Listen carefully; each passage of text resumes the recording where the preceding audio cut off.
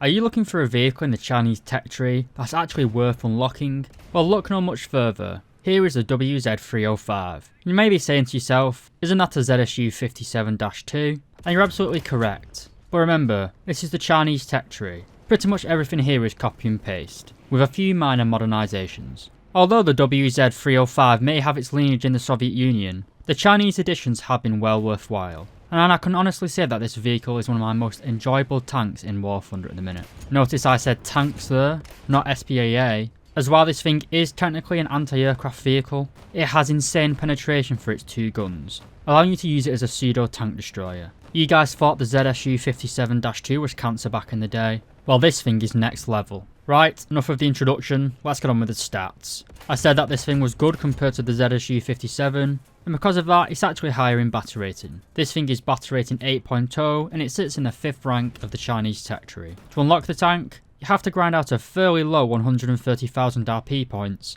before purchasing the vehicle for again a fairly low silver lion cost of 370,000 silver lions. To put this vehicle in your lineup, it's going to set you back 110,000 silver lions. And for the expert and ace qualifications, it's 370,000 silver lions and 1,300 golden eagles respectively. In terms of repair cost, and again it's actually fairly low for a fully upgraded tank, 4,774 silver lions. A very small price to pay for this level of fun indeed. But what about the reward modifiers? Well, with a premium account and playing realistic battles, you can expect an RP modifier of 404%, and a silver line modifier of 240%. In terms of customization, there are several camouflages available for golden eagles. None of them are pretty good in my opinion though, and I'm currently using a user skin. Well lads, I've already made it clear that I do enjoy this vehicle, but what is it that I like about this tank? Well, let's get straight into it. Alright, first up, mobility and survivability. The WZ-305 is powered by an engine producing 580 horsepower. Combined with the vehicle's weight of 31 tons, it surprisingly gives this tank a pretty good power to weight ratio of 18.7 horsepower per ton. This makes the tank feel very snappy, and you can kind of push with this tank in the early stages of a game, if you really want to. I wouldn't really recommend it though, but we'll cover that later. To demonstrate the good speed of this tank, it can reach a top speed of 51 miles per hour, but it does have a very poor reverse speed of 8 kilometers per hour. So it kind of has the same flaw of all the Soviet vehicles. It's great at getting to places, but it can't really retreat. We then come on to the survivability, and to start, this tank has a crew of 6 men, with a driver in the hull, and then 5 crew members located in the turret. This is obviously quite a large concentration of crew members, but it gets worse. The turret also stores all of the ammunition for the 2 guns, and as you can see from this image, your crew members are basically surrounded by ammunition. What this means in practice is that if a round penetrates your turret, it is almost certainly going to detonate your ammunition, or kill several crew members. In all likelihood, you're going to die in one hit a lot in this vehicle. The armour also isn't anything to write home about in this vehicle. If we test the WZ-305 against its own guns at a range of 100 meters, we can see that the upper frontal plate protects us of around 110mm of armour. But the turret, where all of our crew and all of our ammunition is stored, is a measly 12mm of steel. This means literally everything, including 50 caliber machine guns commonly found on American tanks, can punch straight through it from the front. This means if you do the old SPA trick and destroy an enemy's barrel, they can still kill you with their heavy machine gun mounted on top of their tank. So if you are going to try and take on a main battle tank, take out both the gun and the heavy machine gun mounted on top. Overall though, the survivability is about average. It's got a very high top speed, so you can kind of get out of trouble. Just be aware, if you actually do go head on with an enemy, you're going to die pretty much instantly. It's kind of like a light tank to be honest in terms of its survivability. It's got a decent top speed, but it just doesn't have any survivability.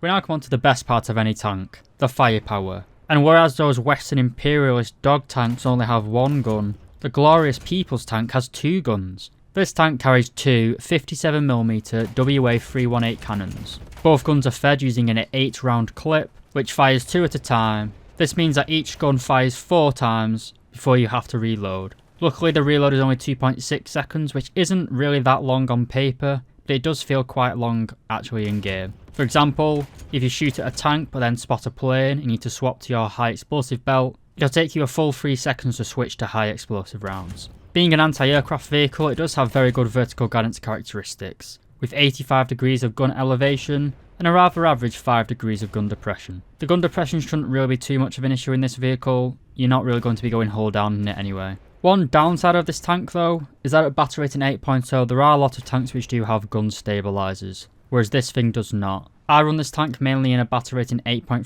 lineup, sometimes going up to 8.7, and there pretty much every tank you'll face does have a stabilized gun. So if you are being a little bit spicy with the tank and using it as a frontline fighting vehicle, just be aware if you do run into someone head on, they probably will have a firepower advantage over you, mainly down to that gun stabilizer. But what is a gun without its ammunition? Well, our stock belt is a dual purpose belt really. It's one high explosive and one APC BC round. Don't be fooled though, this is actually pretty good. The APC BC round can penetrate 151mm of armour at 10 meters, and that is really where this tank performs best, up close and personal. 151mm is pretty much good enough to get through quite a lot of late tier tanks, to be honest. You're not going to get through any of the 7.7 heavy tanks, like the M60s or the Soviet equivalent, but a lot of the 8.7 main battle tanks, like the Leopards and the UF-40s in the Italian tech tree, they've basically got no armour, so you can penetrate those things from the front pretty much. So don't discount the stock belts on this tank, it's actually pretty good.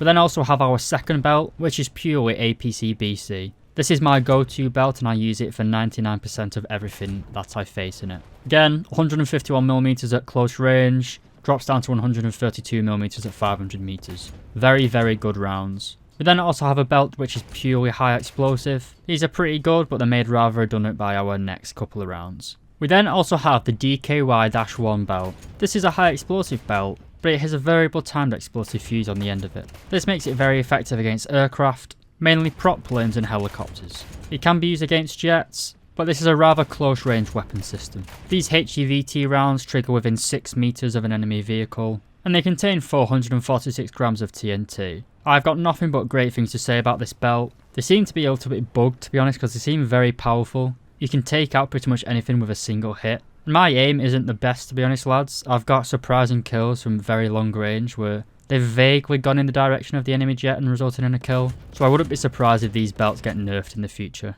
But it's an incredibly potent anti-aircraft gun. You're not going to be able to knock out planes before they get into the bombing run. Or once they're in their bombing run on the final approach, so to speak, you can definitely maul anything that comes close. Compared to some of the anti-aircraft guns that obviously doesn't have a radar on it. So it's not like the M163 where you can get a radar guidance system to guide your shots in. But I haven't had any trouble with it. These belts are tracers as well, so you can kind of walk them onto target. But that's it for the firepower. This tank doesn't have any coax or pincer-mounted machine guns. You just get the two 57mm guns. But they are absolutely fantastic.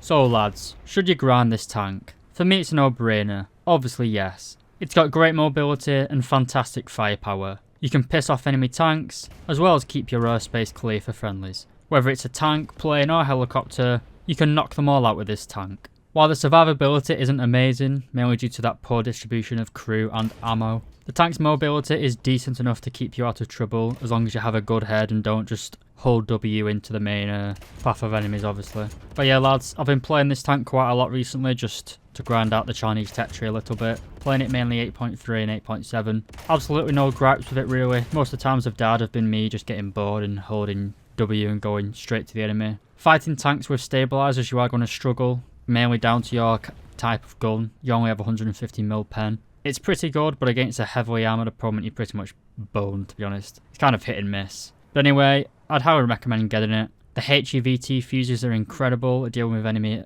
aircraft and helicopters.